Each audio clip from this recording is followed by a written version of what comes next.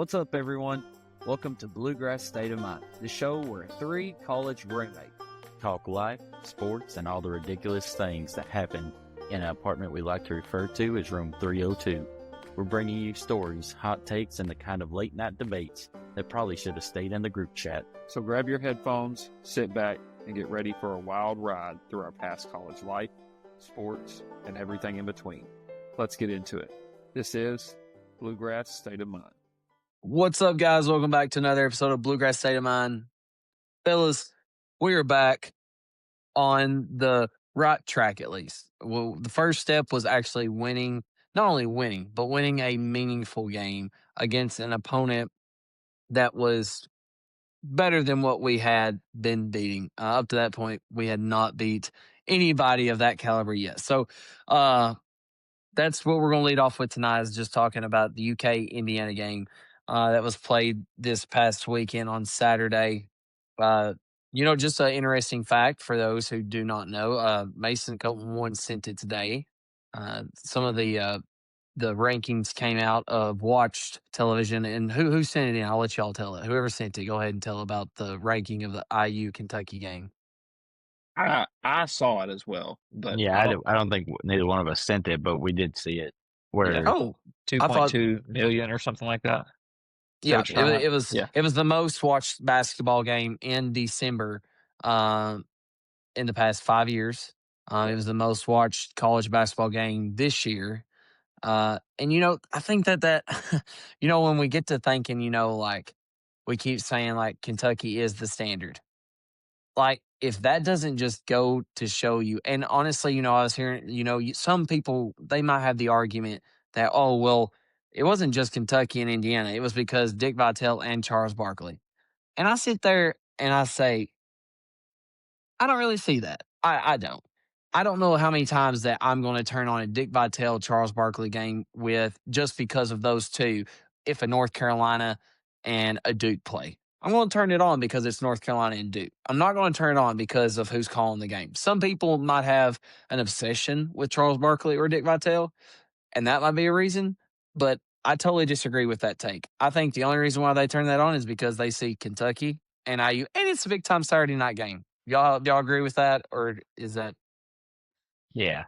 I mean, I think you just have two very historical programs, and Kentucky being, and it's an old school rivalry, it's a game that used to be played a lot.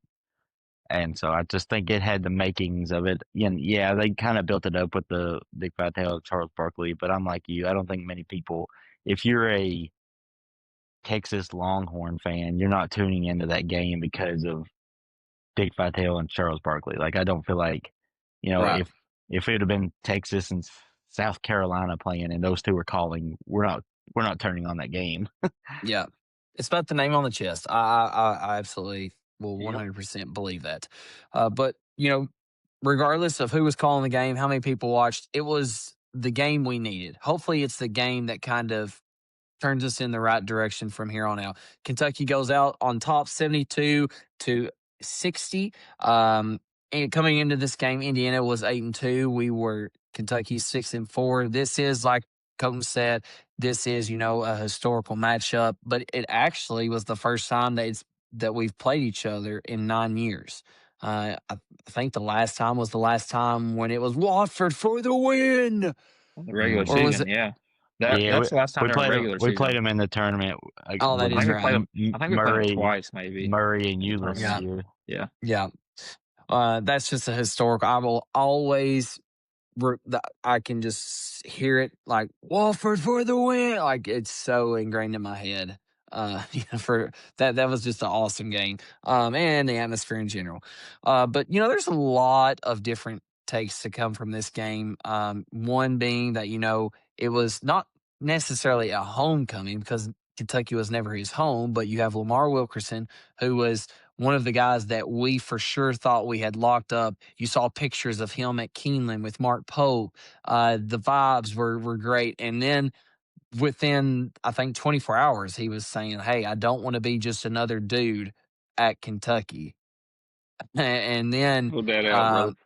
yeah, take that L straight to the face. Or it could be the storyline of Lamar Wilkerson also coming off a career night, hitting 10 threes, having 44 points coming into this game. Like there was a lot of the unknown, like what was going to happen with you have Diabate, who was his first game back. But I'm gonna throw out some Kentucky, Indiana team stats. Then I'll throw some individual stats, and then we'll break this down collectively as a group. So for Kentucky, they shot 37% from the field to Indiana's 34%. 3-point field goal percentage, we are just continuously struggling. Kentucky shot 20% to Indiana's 16%. Free throws, big thing too. Kentucky 65%. I wish I had the numbers on here. For some reason, I didn't write the numbers, but I'll get into that at some point. Indiana shot 89%. Rebounds, we did get out rebounded 34-37. Offensive rebounds, we did control that 14 to Indiana 7. The assist was us. We had 10. Indiana had 8. Steals, huge right here. Kentucky had 13 to Indiana's only 2. We had 4 blocks, they had 3, and then turnovers, also a big number for Kentucky. Only had 4 turnovers to Indiana's 18 turnovers.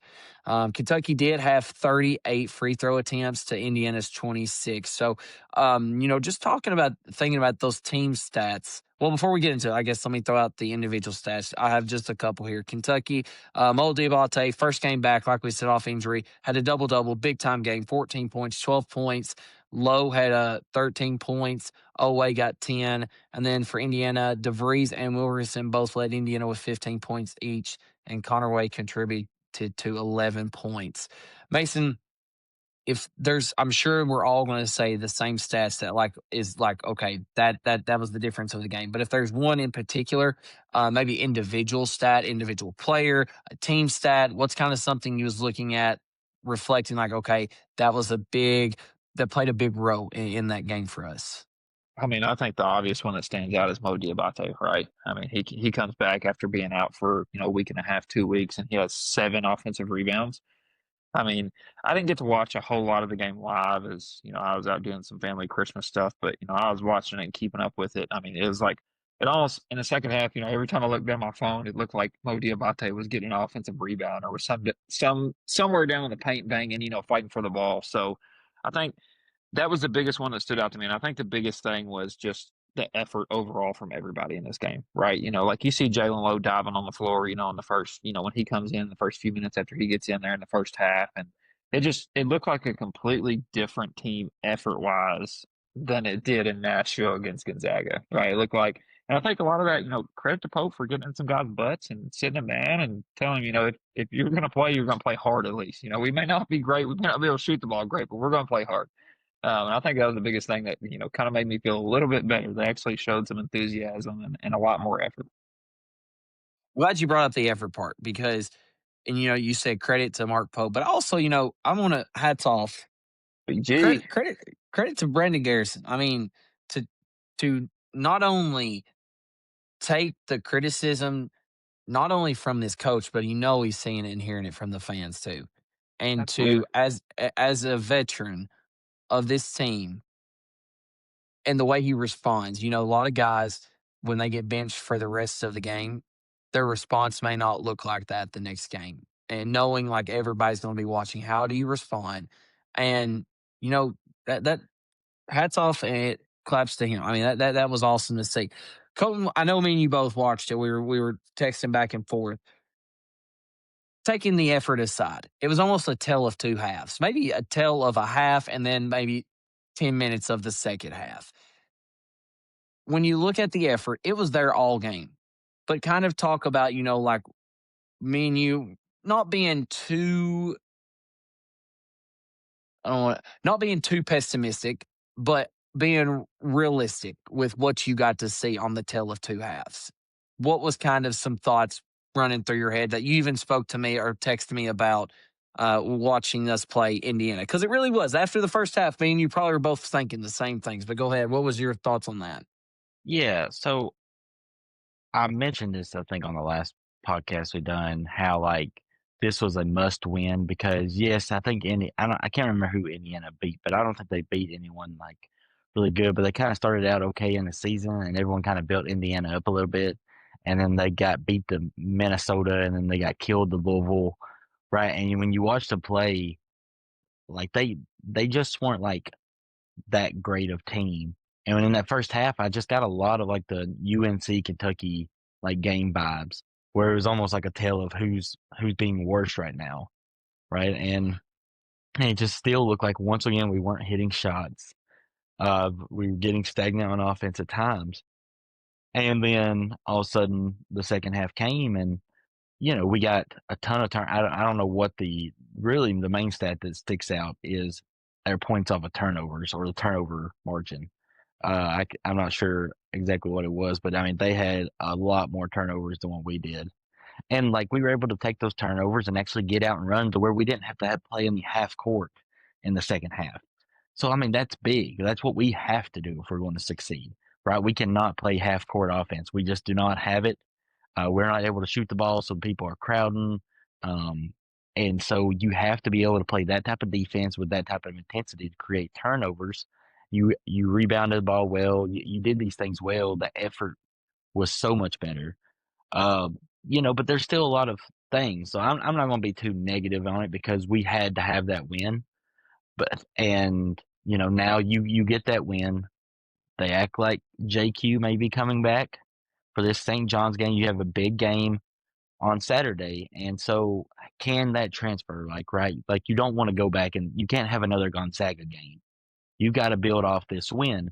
And if they can come out and play with that type of intensity, and just maybe knock a shot or two down. I mean, they've got to eventually, surely to goodness, make something. I mean, Law of averages, right? right. Like, I just don't know. I mean, it's just unreal how many like shots they miss. They just do not hit. They cannot hit. And I don't know. Uh, what they call it, what's it called? You call a spade a spade. Maybe we just can't shoot. Maybe we just simply are just not like we don't have anyone to shoot. I don't Like know. I don't know. Pope They came out acted today like and was like, "We will be a good shooting team by the end of the Yeah, season," and I'm just like, yeah. yeah. Well, we're going. I'm waiting for it. I mean, I think the St. John's game is a big game because St. John's has struggled a little bit this year too, more than they thought. They don't really have an identity. They kind of do that hard nose, but they're not great scoring the basketball either. So I think this is your chance to really get back on track. You come out and win this game, I think you get people to buy back in. People's like, okay, yeah, like they've made adjustments. Now we've got our players back. Let's go. You come out and you don't win this game, or especially if you look bad during this game, you're kind of thinking, okay, so Indiana's not very good either. We still don't Yeah. have a great win. That's kind of where I'm at on that. Well, before we get too much into this St. John's game, let's go back to the IU game because I do think I want to point out something you said, and you're not the only person who has said it. I think we all are in agreement with this, and most people are, except for the one person who should be in agreement with us, and that's the leader of our team, Mark Pope. Whenever I don't know if you all, I didn't see the exact quote, but I did follow up on it a little bit just now and heard it, and I don't know what the exact quote is, but when discussing the offense that we ran, it was gross. It was not pretty. Colton just said, like that's the kind of that's what it's going to be like, and that's maybe going to be our identity, and that's how we are going to "That's what I've play been and saying should for play and win. weeks." And Mark Pope follows up saying like that's not how he wants to play, and I'm just like, that's where like I'm like, dude, get this like it has to be the analytic. Like get these numbers, these analytics out of your head and just watch the game, watch your player. Like we cannot shoot. Even and that goes along with what you just said, Mason. He said that this team is still going to be no, they are not. Like I don't understand how like they can be better. Yes, I think they can be better. But being a better shooting team than what you are as far as how bad we are right now and actually being a good shooting team is two complete different just two complete different statements and makeups of a team. So I think moving forward, yes, maybe we possibly have found somewhat of an identity. Our offense has, and Charles Barkley, I thought, done great. I mean, I don't think we have a for sure identity, but I think we may have found something small. We're going to make it ugly. We're going to have to speed it up, and we're going to get out in transition, and our defense is going to be not fantastic, but it's going to be really good. And I think that's the way we win games. It's not going, and I think what's hard for us as Kentucky fans is literally doing the complete 180 of last year. Last year, we wanted to speed teams up, but we were able to get good sets. We could shoot the lights out of it. And our defense wasn't the best. And now we're going for the exact opposite. We're looking at a team who is defense can be really good with the athleticism we have, and we're wanting to make it messy because we can't run anything. Now, granted, I am curious to see what Lowe can bring to the table once he is established because there was the last 8 minutes of the game was the best basketball that we have played all year long. Like I was starting to see, okay, Lowe was starting to get to his spots. He's still a little iffy on his shot. You can tell even at the free throw line, he still doesn't feel comfortable. He's not his confidence isn't fully there. But I'm starting to see a slow transition of okay, that's the guy maybe that they were talking about, the all ACC player. Like that's who we need. Mason, I know you said you didn't get to watch it, but did you watch any highlight or any of Oh that yeah, part I of it? mean, Or I watched pretty much the entire first half, and then like off and on. We were just driving around looking at Christmas lights, so I was watching it, but not like fully locked into it. But yeah, I mean, I think the biggest thing, like you guys said, and I've been saying it for weeks now, like we're just gonna have to make the game ugly and try to score in transition, force turnovers, get offensive rebounds, all those things, and that's what we did. And especially there in the second half. And like you said with Lowe, I was looking through earlier, like plus minus. Lowe was plus 24 when he was in the game, and that kind of what I've been saying all year long too. Like it's really hard to find any type of rhythm without your point guard. And we found a little bit of rhythm there. He was getting downhill, he was getting to the rim, he was creating some looks. Um, and another thing I want to point out here that I don't have it in front of me, but I saw something the other day, and I was just looking through like the box score and total minutes. Second half, I think Pope did a really good job of shortening his lineups in this game, especially in the second half. I looked through. I think Otega Owe played every single minute in the second half. And you look through here at the box score. Mo Diabate, 22 minutes. Jalen Lowe, 24. BG, 20. Cam Williams, 24. Chandler played under 20. You had Aberdeen who played 24. Ortega played 32. So, you have like Trent Noah, Colin Ye- Chandler, Yelovich Jasper played Johnson. 0. Yeah, Jelovich didn't even play. Like, none of those guys got over 20 minutes. So I think, listen, I think Pope's a really smart guy. He has a really high basketball IQ. And I think and that Trent Noah, he maybe. started too. Yeah, so did Uh-huh. Colin Chandler. And Colin Chandler played 16 minutes, Trent Noah only played 11. And so I think Pope's starting to figure out a little bit like, okay, maybe this team isn't as deep as I thought they were. And we gotta make it ugly. I gotta play some of these dogs. Mo Diabate has to be in there. Jalen has to be in there for offense. We gotta hit the glass hard. We gotta make it ugly, create turnovers, all these things. And, there's gonna be nights where Colin Chandler comes in and, he's feeling it and knocks down 3 or 4 threes for us and plays more. But I think Pope has to understand and get that feeling down when he can play guys more and not just keep throwing guys in and out. So I was happy to see that. It looks like he had adjusted a little bit with some of his Hmm. lineups and stopped tinkering so much with throwing guys in and throwing guys in and throwing guys in. So that makes me feel a little bit better moving forward. Yeah. Well, these next 10 minutes, so we can wrap up this content. Let's shift gears to in preparation for this St. John's game that will be played tomorrow. This episode will be out on Friday, so we will be playing them tomorrow. St. John's comes in at 7-3. This is a high tempo, efficient offense, averaging 87.9 points per game. They got a lot of transfers. Some of the big notable is the Ian Jackson from the North Carolina, Bryce Hopkins, who once was a Kentucky, but he is out because of a knee injury. I think for the rest of the year is what I read. I don't know if that's right. That's just what I read. Maybe this was a couple years ago because he have another injury He's been whenever he injured a was at lot. He had a yeah. knee injury at Providence that kept Yeah, him so out. it may have been reading that, but it was with St. John's. But Colton, just give me one or two things moving into what are you looking forward to most? I know you've got into it a little bit, but what do we need to see and what is maybe some of your expectations for this game? Yeah, so I mean, obviously, I want to see the coaching because you're going up against one of the best coaches in all of college basketball. Obviously, being your former coach, and Patino being Poe's former coach, and this is a big moment, right? I mean, this is, historical as far as like how close Pope and Patino are and how much Pope has like tried to make this comeback as much about, the history of Kentucky, the passion, wearing on the front, like the reminder of like his national championship team.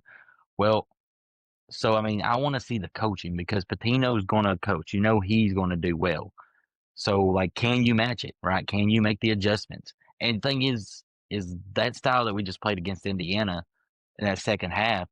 That's kind of how St. John's plays the entire time. Like they're not shooters either. Like they're just not known for being shooters.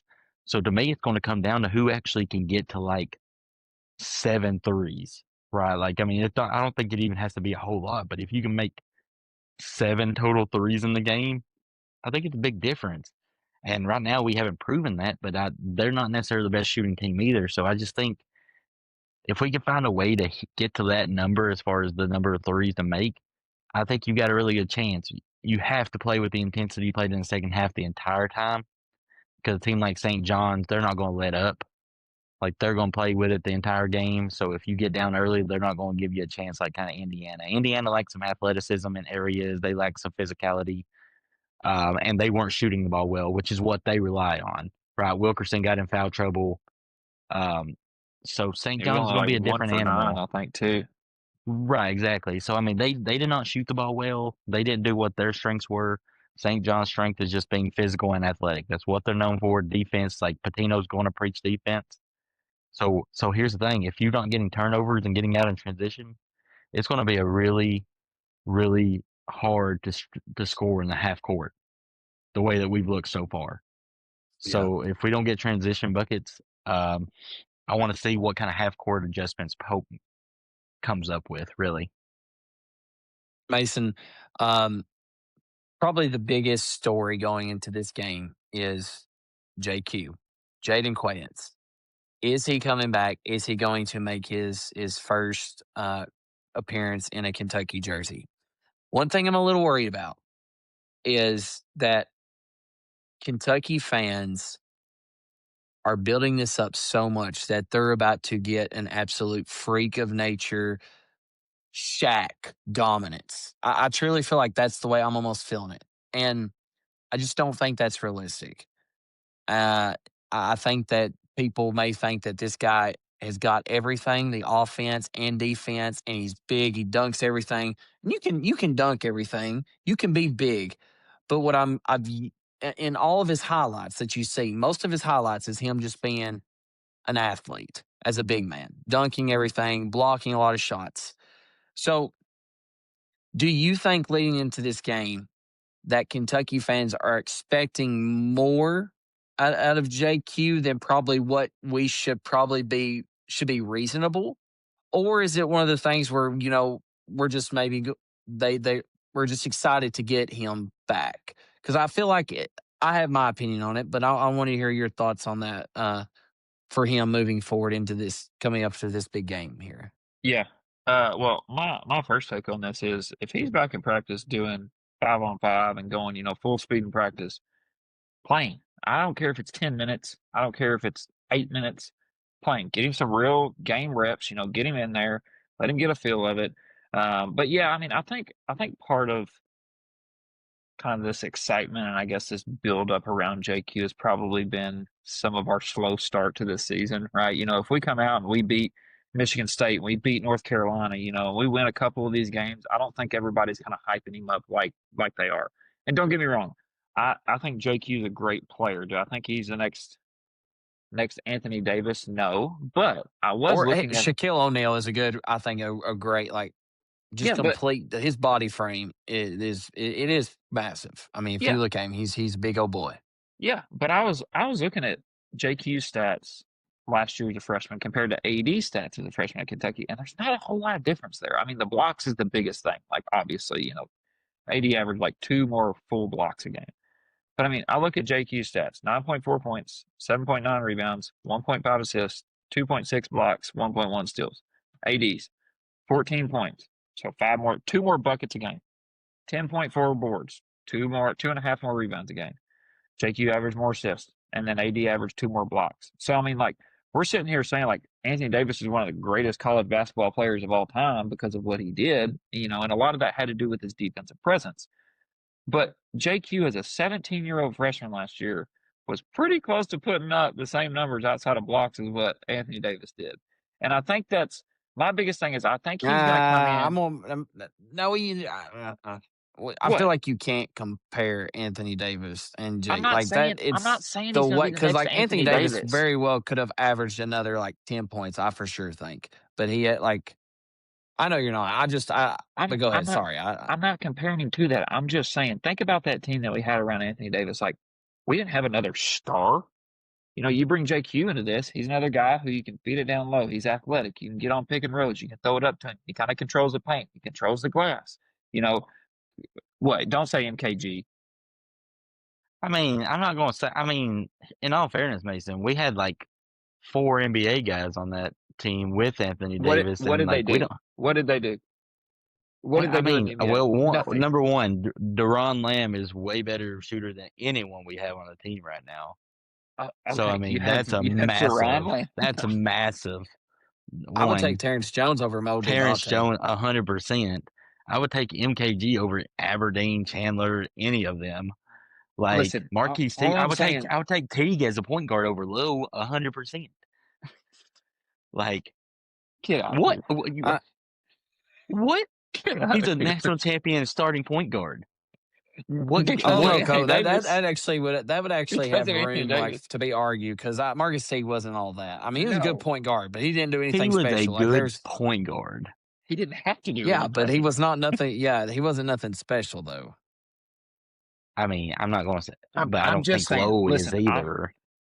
I'm not saying JQ is the next AD. I just think that putting him on this team is is a bigger deal than what maybe you're thinking, Dylan. Because I'm not saying he's the next superstar, but I think he helps this team tremendously in some of the aspects that he brings to this team. I agree to disagree in a sense. And the reason I agree that I do think he's going to absolutely help this team. Where I'm not agreeing with and disagreeing with you is what this team needs. I agree. He's not a He's not scorer. going to fulfill. Yeah, he's not a scorer. Like He's he not. like, and that's what we need. We need a Cam Boozer big scorer, and that's not what JQ is. JQ is he's honestly a bigger Mo Diabate. I feel like he's going to overpower you with physicality. He's going to dunk everything. He's very athletic, and yes, that's great. I'm glad we're getting that. I am. But when I think of this team, what we really need, and if it's going to be a late, like we need a big man. If we're getting a big man, which we are, we obviously we need shooters, but given the scenario that we're getting a big man, I would much rather be given a big man who I know has a great offensive game. I just don't know. And I hope he comes out and surprises me. I hope he comes out and has all. I hope his bag in his bag. He got all kinds of moves. He can. I hope he has it all. And I hope he proves me wrong because I would be the first to admit it. I just have not on highlights and people I've seen. That's not what I've heard and read. So that's kind of my spiel. Golden, any closing thoughts going into this game with JQ? Or are you good? Yeah, no, I mean, just real quick. Like, I feel like that, yeah, I think the hype around him is just because Kentucky fans are kind of looking for a little hope, right? Like, what can we believe in still, even with the bad start? And you kind of hear JQ, you hear about his draft stock, you hear about all this stuff. So that kind of gives you the hope. But I'm like you. To me, yes, Garrison's not been well. Moreno has actually probably exceeded his expectations as a freshman, what we kind of thought. I mean, we were talking about not thinking Moreno would even play this year, and here he is starting. So I think he's actually exceeded. Yes, we don't have a great inside scoring game, but just looking at this team, I don't think that's what's cost us the most thing. Like, I don't think the inside game has just cost us a ton. It's not been great. Like, it's not like winning us games. But I think the stagnant guard play and not being able to make outside shots is the more the focus. And that's not like JQ's not that. So you're not really gaining that back. So maybe if he's Well, it's like dominant when you inside, then maybe he opens up a little more outside shots if people have to crash down that on him. That's what I was but gonna say. he has to prove that he's that type of offensive player. And I mean, look, we're talking about a guy ACL injury about to get his first. Like, I mean, I would assume that he probably don't play more than what 12 10 minutes, minute, 15 minutes, yeah, 10 to maybe at the 15 max. max. So I mean, people are going to have to lower a little bit because it's going to take him a bit to get even like 2 to adjusted 3 at weeks for all. sure before he starts playing Yeah. 15 plus. Yeah. Well, that is the segment for our Kentucky basketball as far as the games. Let's transition into Yeah. more. This is just in general, overall, Kentucky, heavily right now with Kentucky basketball. That's because what season we are in. But let's talk about this whole JMI deal that Mr. Mitch Barnhart, the athletic director for Kentucky, signed us with until 2040, another 15 years. Mason, do you want to kind of give this a rundown? Do you want to try to? Yeah. I mean, listen, where do we even start with this? I'll just start off by Give saying a little I'm very give a worried. little explanation of what it is. A little Yeah, bit. yeah. I'm very worried about this. So basically, we signed this deal with JMI, and a lot of information has come out over the last week or so about really what this deal with JMI entails and how it's affecting us.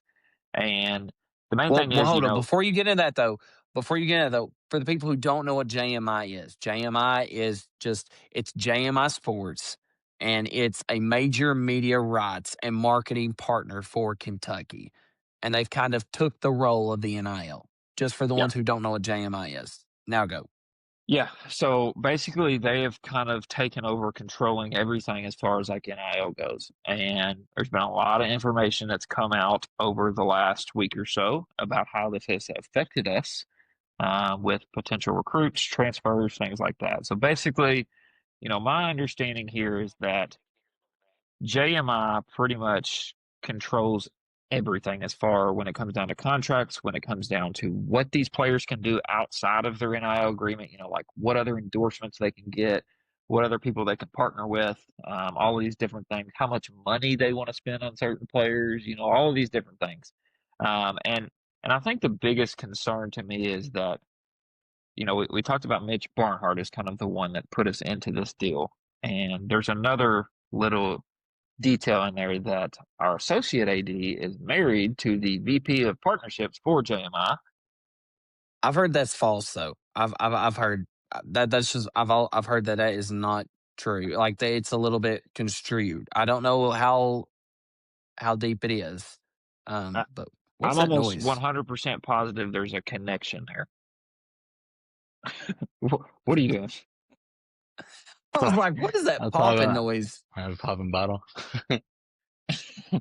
But yeah, I mean, all it boils down to is that JMI kind of controls everything as far as contracts, what else they can do outside of their NIL contract, what they can make money off of, all these things. And we've seen it here recently with Christian Collins, one of these recruits that we were pretty much in the lead for and about to lock down. He was about to sign with us, and now it's come out that, hey, he's probably not going to sign with Kentucky because of these contract negotiations and things that's going on with JMI.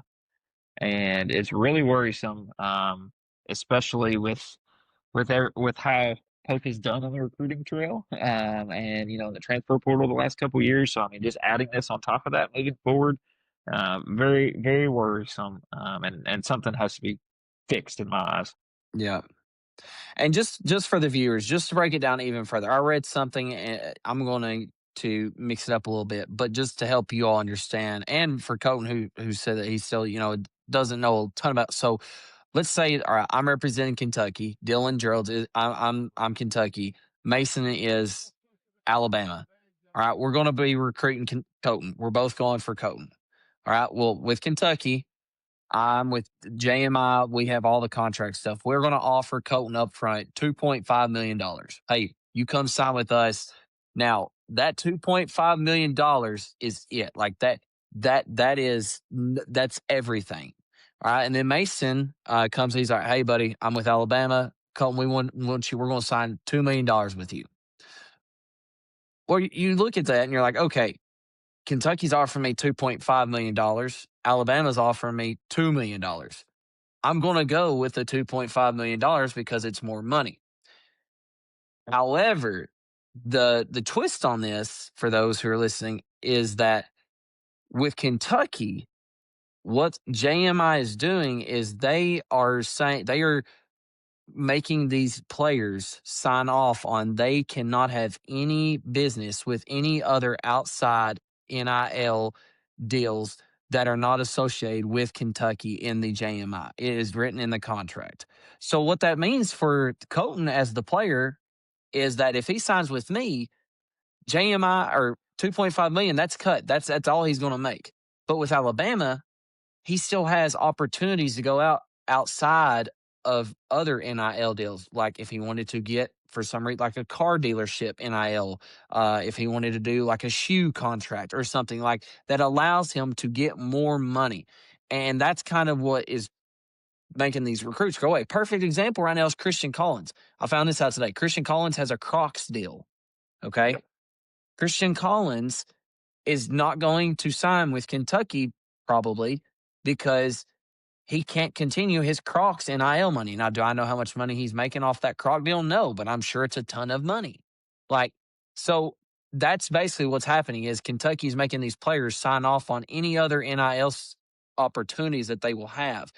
And honestly, I can't say that I don't blame them. I mean, like that makes no sense to me. Like, and also something very interesting I heard today is that JMI is great for Kentucky football. Most of the football team, baseball, soccer, volleyball, but what it's not good for is the star basketball players. And the reason why is because these players are in such a high need for a market. People know them, they know their name, they know what their brand will bring. So yeah, they're going to be able to sign other deals.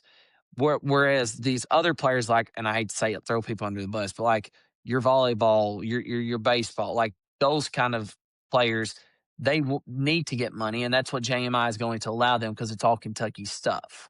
So JMI was a system. It seemed like it was fit for the 97 percentile of Kentucky.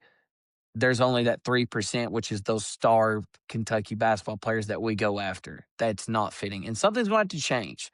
And this is not even to mention, and I hope that helps, Colton. I hope that helps you. I hope that helps the viewers kind of understand, like, okay, what that means for us.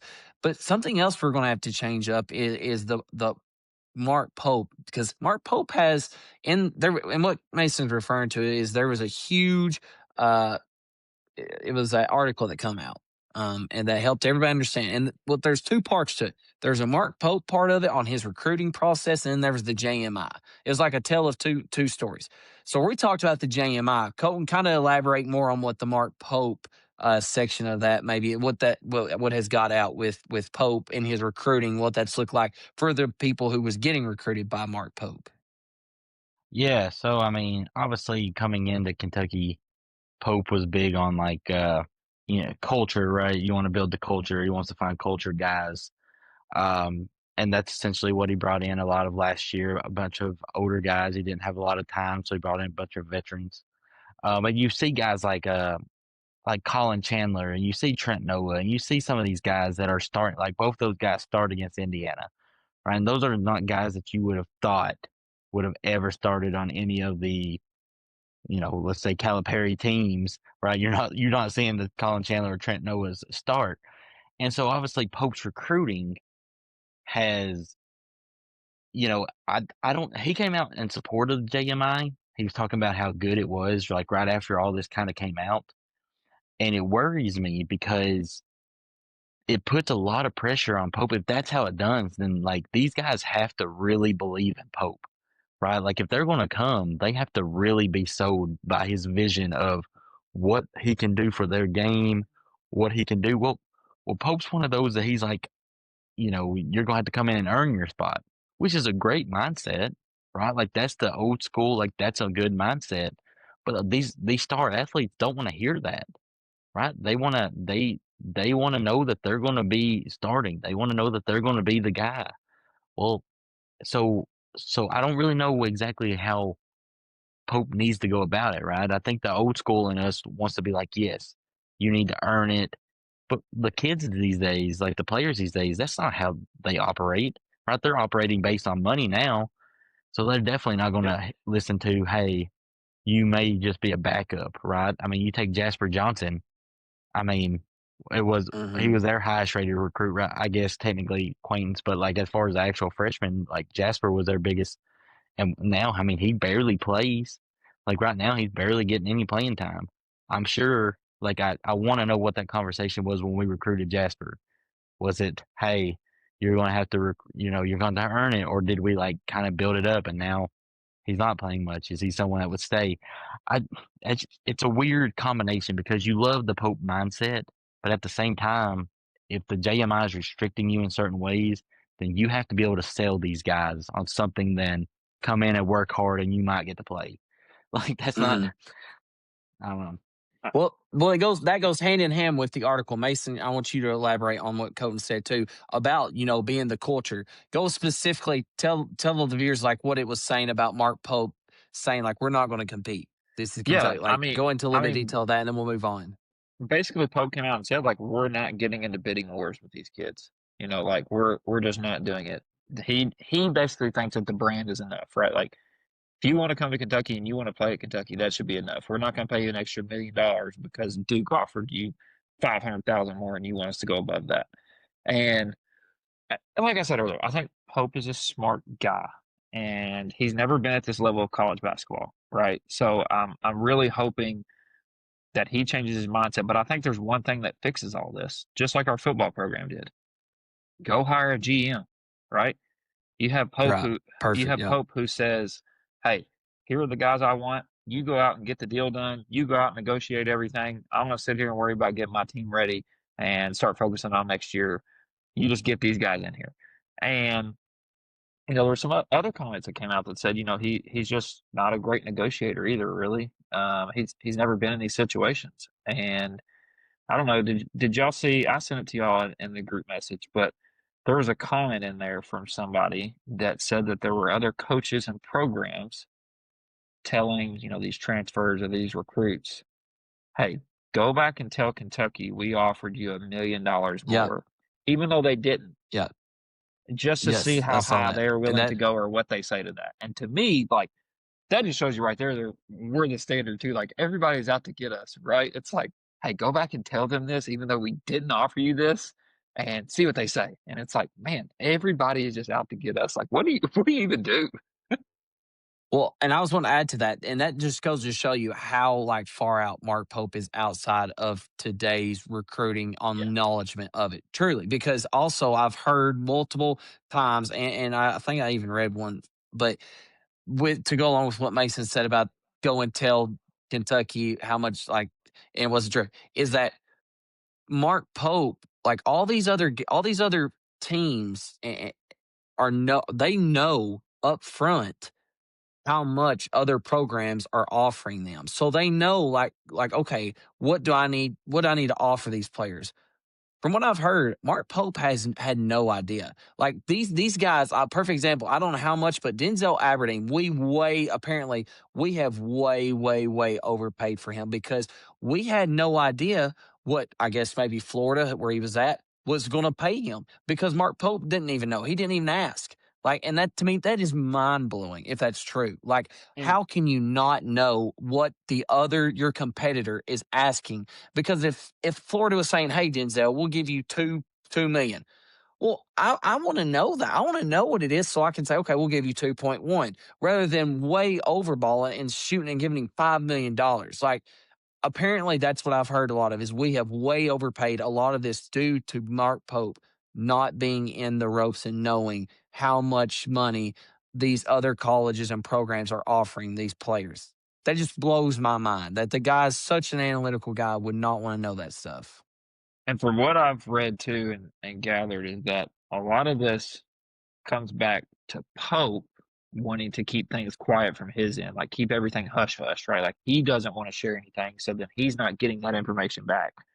And in today's day and age, he's just going to have to accept that this new landscape, NIL, it's about money. That's what it is now. All right. These kids want to get paid, right? They're trying to set themselves up, Hmm. their families up for the future. And he's just going to have to accept that. Like, yes, we are Kentucky basketball, Yeah, but these kids want to get paid. yeah, yeah. I think that that's why, looking back now, how many times did we hear over the last 15 years, like about when, Cal was bringing in these freshmen, but just about how these guys don't want to play for it. Like, I want to see guys that want to care about Kentucky. I want to see, and everyone was so pumped when Pope come in because that was like his message. Like, we're going to bring in guys that care about the front of the jersey. And like the reality of it is that like even before the NIL, at that point, like Cal knew what it was, right? Like we had entered a new age where the name was just no longer like it plays a little bit of a role, but the NBA was kind of like because they had money signs right in their eyes. Like that's what, We and were the now one we're stop dealing with shop. that day and age, right? But they knew you got him there because he preached that. Like he preached, I'll help you set up your family for life. And now Mm-hmm. Pope's trying to preach name on the front of the jersey, and these guys are like, I need to get my money now. And so, like, that's the reality of it, though. Like, it stinks. Like, you wish that they were just there to be playing for the front.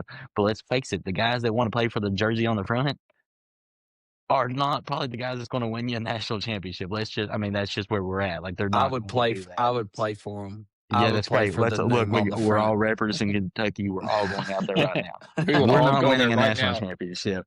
hundred Right. thousand We're dollars. not winning a Come national on. championship. He could bring us in. But that's the Like we reality might of it. could put. We probably could score though a field goal I think we shoot within better 10 minutes from for 3. sure. Yeah, that is possible. I do. I want to leave one thing and then we'll move on. I read this. I sent it in our group. I think it's my favorite tweet that I've read about this JMI stuff. It says, and I quote, this is from TJ Walker. This is so good, I think. So UK no longer has the NIL money to compete for top basketball recruits. That's the narrative now, huh? Yet in the last 2 months, Kentucky was favored for multiple top 10 players. And this is JMI's fault, not Pope's. Let's talk about it. And then he gives us 4 points. He says, maybe UK was close to landing them. The price went up, and JMI couldn't and wouldn't match. If that's true, that's not good. Maybe it's that UK was in a good position financially, but the players ultimately didn't want to play for Pope. And if that's true, that's also not good. Or Barnhart has come out and said, oh, NIL isn't an issue, which UK puts together this year a $22 million roster. But now suddenly JMI is an issue for elite recruits. Something isn't adding up here.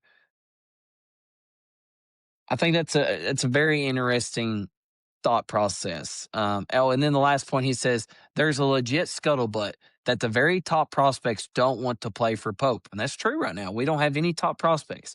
If that's true, what does money have to do with it then? And how does that get fixed?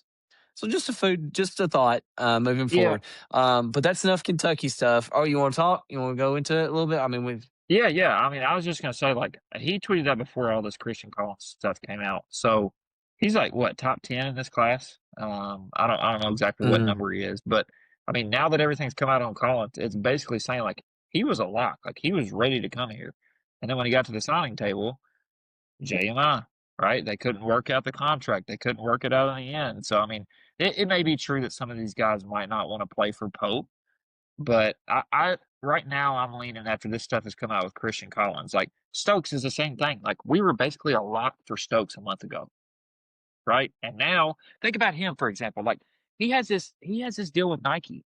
If he comes to Kentucky, is he not going to get any of that money from Nike? Like why would he come to Kentucky if that's the case?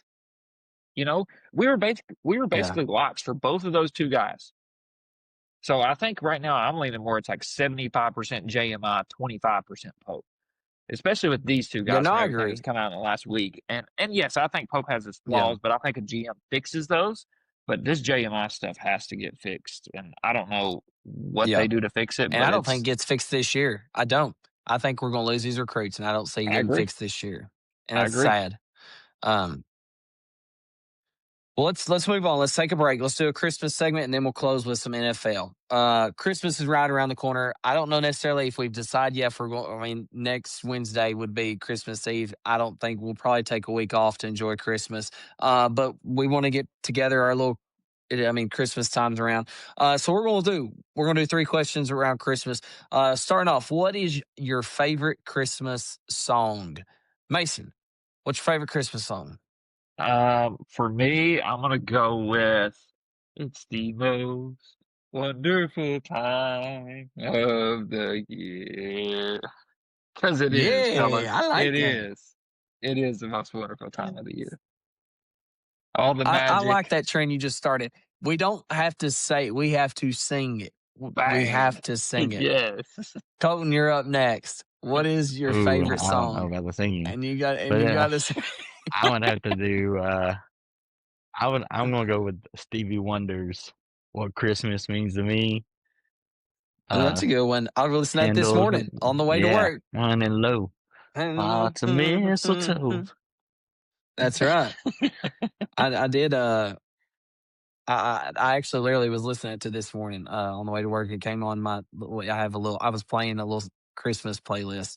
Um, yeah, I wanted to like choose deep down in me, like I know Coton, like I wanted to pick something that like a more a modern country song, like the little mix that they have. Like I know I don't care who judges. Like Dan and Shay have a wonderful Christmas playlist or an album that they come out with. Pentatonics, that's a little like singing group. Like I love the little mixtures and stuff.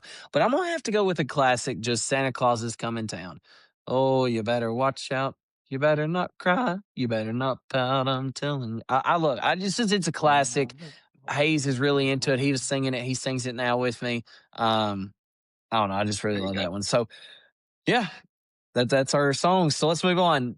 I love this one. Favorite Christmas movie? I'm gonna start this one out because I don't want anybody to take mine. And if I take yours, I'm sorry. This one was very difficult for me. When I think of this, there's three that right off the bat that come to my head. I think of the Grinch, and when I say the Grinch, it's the Jim Carrey Grinch. I think of really the Santa Clauses, all of it. I count them all in one. Like I love the Santa Clauses, and then National Lampoon's Christmas Vacation. And when I look at it, and I'm like, okay, what do I laugh at the most? What do I sit down and can watch it any time of the year and still laugh? And I've got to go with National Lampoon's Christmas Vacation. Just an absolute classic. I mean, I feel like I could quote a lot of different scenes in that movie. It is just start to end, hilarious. Cousin Eddie, just I mean, the dinner set table when they're all sitting there at the dinner and they stand up and start saying the Pledge of Allegiance, and then they was supposed to bless the food. Like it is all, I just love it. It is great. It's fantastic.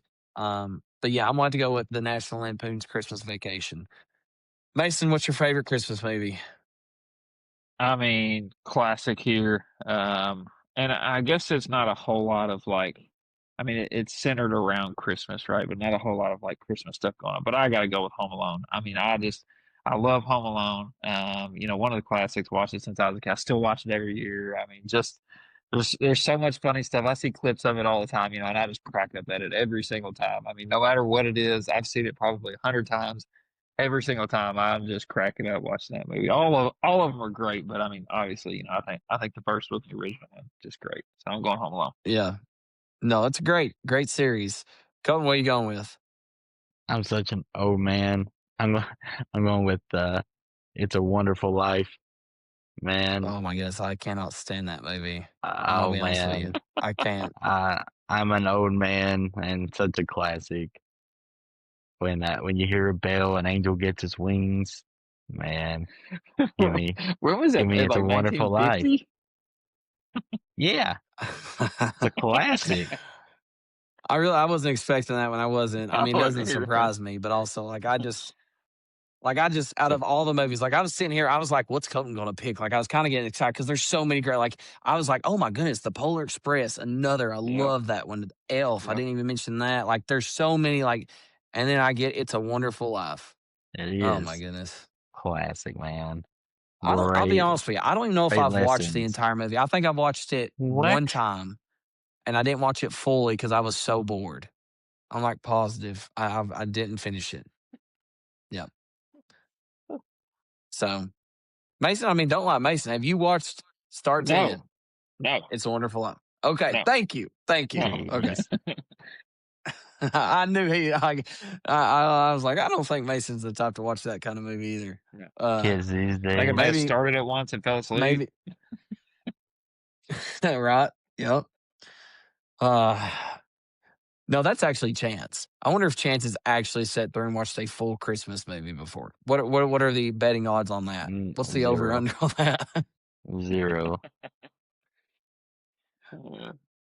uh, this is coming from a guy who would like for those again. Chance was our roommate in room 302.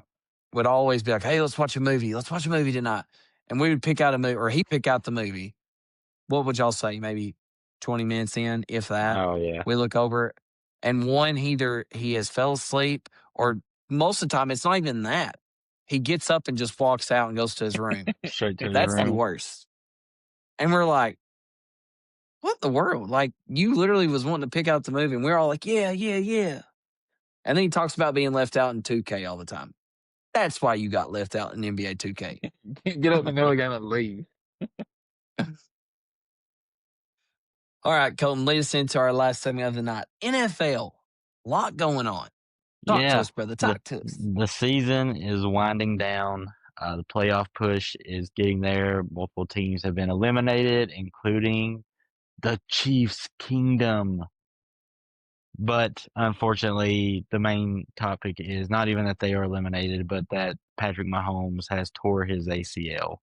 Obviously, that's tragic. You don't want to see, like, that's the thing. You don't want to see stars of any kind. Don't matter if you're a fan of them or not. You never want to see the stars go down. Micah Parsons, obviously part of Mason's Packers, also tears their ACL. They're still in, full contention for a playoff run, a deep playoff run. Both of them tears their ACLs, and the worst part is yes, you want them for these playoff pushes, but for like the Chiefs, like they were going to struggle to make the playoffs anyhow, and now you probably lost Mahomes for at least a couple weeks, And now, granted, maybe he comes back earlier, but I mean, now it could affect next season. It's going to affect it for sure, training camp and everything else. So that was just worst case scenario for them. But the Bills had a great comeback win. It's going to be crazy because the thing I wanted to talk about was we're looking at an AFC for sure. The NFC is stacked right now, but you're looking at an AFC in which we're not going to see Burrow, we're not going to see possibly Lamar Jackson, and we're for sure not seeing Patrick Mahomes. And so that leads to me the question is how much pressure is on Josh Allen to go and actually finally make a Super Bowl, right? They've been on that edge. It's Patrick Mahomes has been the reason he hasn't made it, or Joe Burrow has been in the playoffs. But now Josh Allen is the guy. Like you're going up against a second-year Drake May, a second-year Bo Nix. Like you're looking at these teams and you're just kind of like C.J. Stroud, Trevor Lawrence. Like some of these guys, I mean, you're the cream of the crop. So what do y'all think? Like how much pressure do you think is on Josh Allen to make a Super Bowl this time, Mason? I mean, I think it's immense. You've looked at Josh Allen the last few years, and like you said, that's kind of been his kryptonite, right? The Chiefs pretty much have been their kryptonite, and that Chiefs dynasty has fallen now. You mentioned you don't have Burrow, more than likely, probably not going to have Lamar Jackson in there. And I think the biggest thing for me that gives him a little bit of grace is that his defense is so bad. Like they're not great. So he's just got to Right. go out there and score more points. Right. And And he he's can. been And great in the playoffs. Like that's the thing. Like it's not exactly. like That's he's not showing up in the playoffs. Like he's done his part to get the teams to the Super Bowl. So exactly. Yeah, yes. exactly. But I do think this adds some pressure on him. And I feel like the last few years, it's just, it's come down to, maybe they didn't have the ball there at the end or whatever it may be. But I think this year he has to try to Flip of the find some coin. way. Yeah. I mean, he has to try to find some way to at least get to the Super Bowl. Like you said, the NFC's stacked. So he may not win the Super Bowl, but he has to come out of the AFC this year, I think. And if not, I really don't know what the future holds for him. I mean, I think he's a great quarterback, one of the top quarterbacks in the league, but is Buffalo where he needs it? Are they doing what they need to do to be able to get him, to win a Super Bowl. You look at Joe Burrow with the Bengals right now, Yeah. like he's not happy. You've Right. seen all this stuff come out about Joe Right. Burrow. Is that same thing going to happen with Josh Allen if they don't Yeah. get there in the next year or two? Yeah. So let me ask Dylan this: let's say the Bills come out of the AFC. I think honestly it's kind of up for grabs. I would pick them as a favorite because of Josh Allen, especially if they manage to win home field advantage over the Patriots at least for sure. Denver's a tough place to play, but you know, let's just say that they are the favorites. Who do you like out of the NFC right now? I mean, it's stacked. I mean, we're talking about a Lions team that probably won't make the playoffs either, unless the Packers kind of fall off, maybe, or the Bears fall off a little bit or something in these last 3 weeks. But we're talking about a Lions team that's not even going to make the playoffs. So, who do you like come out of the NFC, Dylan? Yeah, I mean, I'm be honest, I've not been able to watch like a ton of NFL, but the times that I have watched, the one team that kind of is like in the represent the NFC that I'm just like, okay, they have it seems like the pieces. It would be the Rams. Um, I think when you look at both sides of the ball, more so offense right now speaking, when you look and you're looking left to right, and you got Devontae Adams, who I think is having his best season since the Packers For by sure. far. He's finally found a home. Like he's finally like he's got that connection. And then on the other side, you got Puka Nakua, however you say his name. Like I mean, like that to me is whenever I start looking, okay, if Josh Allen was to get to a Super Bowl, that's the separation. When Josh Allen looks to his left and right, he doesn't see him at, or he doesn't see a Devontae Adams and a Puka like that's non-existent. And I've talked about earlier, like he is by himself. And then Matthew Stafford. I mean, talk about in MVP. I mean, like consideration, like the season he's having, how old is he? I don't know how old he is. 37, I But think. like Yeah, I was going to say after he 30, 80, won that somewhere around there. Super Bowl, after he won his first Super Bowl, what was it like 4 years ago against the Bengals? Yeah. I for sure thought, okay, that was that was it. That was his peak. Like, and that was, I mean, like he is playing some great ball right now, and a lot of it too. It's just goes hand in hand with like your Bo Nix, like getting the pieces to fit you. And the way that the Rams and also um what's his name? The Rams coach, Sean McVay. Okay. Sean McVay. I think he is a really good coach. I don't know like his Great coach. like I said, I don't watch the time. I don't know like his actual like strategy and stuff and like how he but what I've seen is he's always coaching hard. He's in guys' faces. It seems like he has his expectations set, and his team, they follow them. And I think he's a good leader. But yeah, I think the Rams for me. Yeah, I mean, I'm agreeing. I think that's who I choose just because obviously their offense is elite when they're all healthy. Now, Devontae Adams' injury could be a little Yep. worrisome. He hurt his hamstring. I would assume he'll probably. They say he's doubtful. He's definitely probably not going to play this Thursday. I would say unless they're trying to play for a number one seed, then most likely he doesn't even play the rest of the season because they have clinched a playoff berth. Yep. But they also have a few Game matters, playmakers though. on defense, like that. Yes, but that's the difference. Is like where the Bills to me, their defense is just terrible. Right. And like the Seahawks, like I think the Seahawks defense is really good. I think Sam Darnold has been exposed a few times this year. He's not looked as great at times. Their offense they don't run the ball at all. So they're not really the most complete team. So I think the Rams still have some defensive linemen, Byron Young, some of them that like they're still like they've got some playmakers on that side of the ball that can finish some games. And I think I'm like you, I'm with the Rams if they're healthy. Now, Is that something that's kind of floating under the radar though? Are we not talking about like overall? Are we not talking about Sam Darnold enough? How he like went to the Vikings last year and had a fantastic season, then goes to the Seahawks this year, and then like, I mean, at yeah, some point, like, I mean, like you can't just say like, and I'm not saying you said that, but like the guy's winning, like yeah. like, I don't know, I feel like I don't see enough of that. Like it's kind of like this guy is just like non-existent. Yet he's brought two teams and put them in very good positions to make a run. Yeah. No, you're I right. don't know. I That mean, was just a I random don't know thought. how I feel about Sam Darnold. I think when it comes down to He clutch has to moments, show I in the still don't know that playoffs he for actually me. has that. Yeah. Yeah, I Right? don't think Yeah. he has that, but I do think he can be a system quarterback. Like I think you see Daniel Jones the way he was playing with the Colts that Absolutely. for the majority of the season. Like I think that's who he reminds me of. They got into a system with a good running game, a good coach, a solid defense. Like those things when you just have to do a bare minimum, like you got Jackson Smith, Nick Jigba to throw to, like Yeah. like it helps. I mean it does. I Now know could you're you throw laughing Sam about Darnold Philip back on the Rivers. Jets right now? What? I know you're laughing What would you about laugh? Philip Rivers. What would you laughing? That's exactly what I was about to say. Coach, what are you doing? If Oh you're my at the god. age of 44, you have 10 Hey, kids, you ain't listen. played a single snap of football in 5 years. What are you doing if they call you up? That Hey is man. just mind blowing to me too.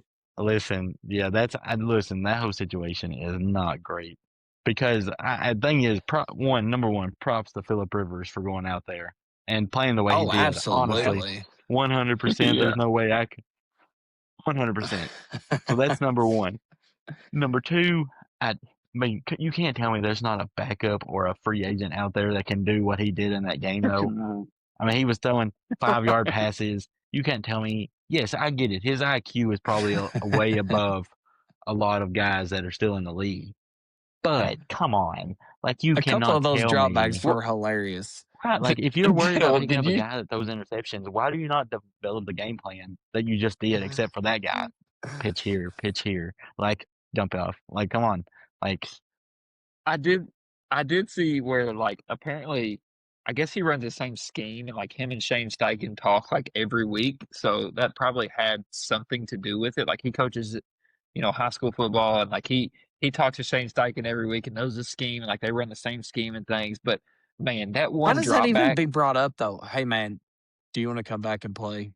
Like it's probably a, how it's does probably that a even fake one. happen? He's probably like, man, I wish you were still young and then playing. We could use you right now after Daniel Jones gets hurt. And he probably accepts as an invite and shows I'll up to the do it. facility on Monday. Did he actually take it serious? They didn't want to hurt his feelings by sending him back What home, if so they just signed him. But yes, Mason, I did see that drop back where he went like 5 yards and fell straight to his knees. It was so funny. It's like, oh, and then I try to get up mean, and run. I was like, Also, no, just fall down, just get the end down. of the game was essentially a Hail Mary for him, and it went like 30 yards.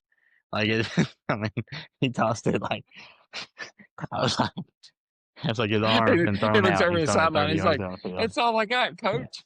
It's all I got.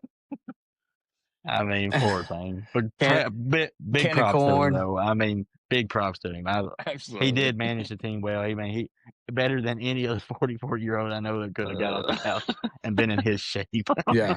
and done that. I also thought it was hilarious that Cam Newton didn't call on, and he was on his I don't know if y'all have seen all that, where he was Stop. like He killed me. I thought it was hilarious. Oh, I do too, but it was so funny because there's probably a reason why they didn't call you, but it's hilarious that they went and chose, they intentionally chose a 44-year-old who had 10 kids, who was Grandfather. definitely overweight, yeah, and a grandfather who even admitted he's like, I'm overweight. Yeah, I know. And then you Did you have the see Cam him? Newton who's I mean, 6'5", oh, he works out every day. And they're like, no, we ain't gonna get you. It's so funny. Listen, Newton before he retired, or I guess he's not officially retired. Terrible. Terrible. he had one Oh, good but year. give me Philip Well, I mean, it's Rivers. just Yeah, he really yeah. had that one good year to the Super Bowl, and that's been it. Like the moment his legs Yeah. stopped working, as far as being able to run over people, Cam Newton was not ever Yeah. really a good passer of the ball. Yep. Well, we know one thing. Philip Rivers at 44 years old has set the bar high.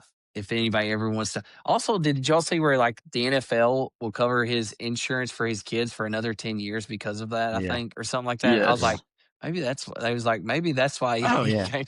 He's like, man, put me out there. Yeah, I'll get for sure. knocked out when my kids go to the hospital. I mean, Hitting you got kids on 10 health kids insurance. I Coach, mean, what are we talking I'm about? ready to play. on a high school coach, on a high school football coach salary. Come on now. Now I want to see Brady back. It's $100,000 a year for health insurance. Oh, Brady looks in better shape now than he was when he playing. And Philip Rivers does not. well, yeah, Philip Rivers does not. No, that is not what you want to see. Well, we appreciate you all. Hey, big time game tomorrow night. Really needed up. Want to hopefully the Cats come out, play strong, play hard, get the job done. Anything else, fellas? All Go right. Cats. As always, go Cats. Go Cats. That's a wrap for this episode of Bluegrass State of Mind. If you enjoyed the show, make sure to hit that like button and subscribe so you never miss an episode. Also, be on the lookout for our social media pages and be sure to follow them. We've got plenty more stories, insights, and conversations coming your way. And if you really loved it, make sure to share it with a friend. From the hills to the hollers, thanks for tuning in. Until next time, keep that Kentucky spirit strong.